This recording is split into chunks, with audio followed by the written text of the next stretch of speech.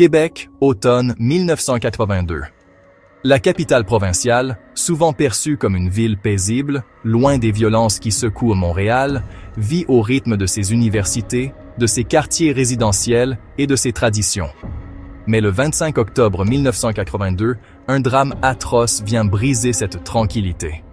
France Allain, une jeune étudiante de 21 ans, est tuée par balle en rentrant chez elle. Un crime sans mobile apparent, une victime sans histoire, et une enquête qui allait devenir l'une des plus controversées et mystérieuses de l'histoire judiciaire du Québec. Qui était France Allain? France Allain, 21 ans, était étudiante en administration à l'Université Laval. Issue d'une famille aimante, elle était décrite comme douce, réservée, appliquée. Elle vivait dans un petit logement du quartier Sainte-Foy, un secteur tranquille à l'époque. Ses journées étaient rythmées par ses études, ses amis, ses sorties modestes. France représentait, aux yeux de beaucoup, la jeunesse québécoise studieuse et sans histoire.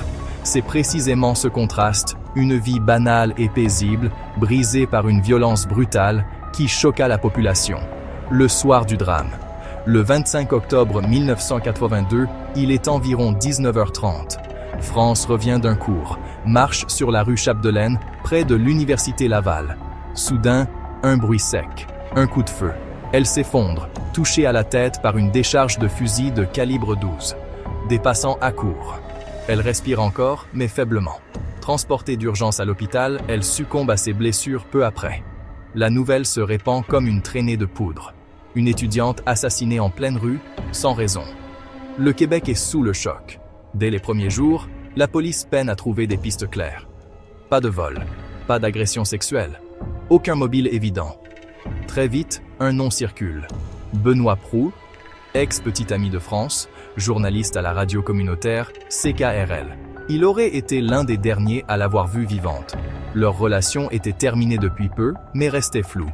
L'enquête du coroner Jean Doyon, en 1986, désigne Proulx comme suspect. Mais le dossier manque de preuves solides. Aucune arme retrouvée. Pas de témoins directs formels. Pendant des années, l'affaire stagne.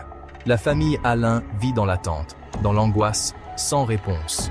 L'accusation et le procès de 1991.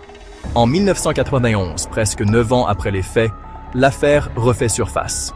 Sous la pression médiatique, et grâce à un ex-enquêteur, John Tardif, la police procède à l'arrestation de Benoît Proulx.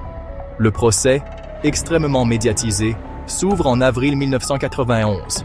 Le public veut des réponses. Les journalistes se pressent dans la salle d'audience. Le principal témoin, Paul-Henri Paquet, affirme avoir vu un homme armé, cette nuit-là.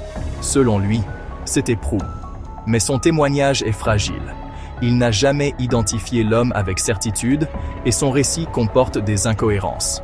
Malgré ces failles, le jury déclare Benoît Proulx coupable de meurtre prémédité. Il est condamné à la prison à vie. Pour la famille de France, c'est à la fois un soulagement et un choc. Mais ce soulagement sera de courte durée. L'acquittement et le scandale judiciaire. En août 1992, la Cour d'appel du Québec renverse le verdict. Unanimement, les juges estiment que le procès était injuste. Le témoignage de Paquet était incertain. Le jury n'avait pas été correctement instruit. L'enquête avait été bâclée, et un conflit d'intérêts entachait tout le dossier. Benoît Proulx est acquitté. Il clame son innocence depuis le début. En 2001, la Cour suprême du Canada tranche définitivement.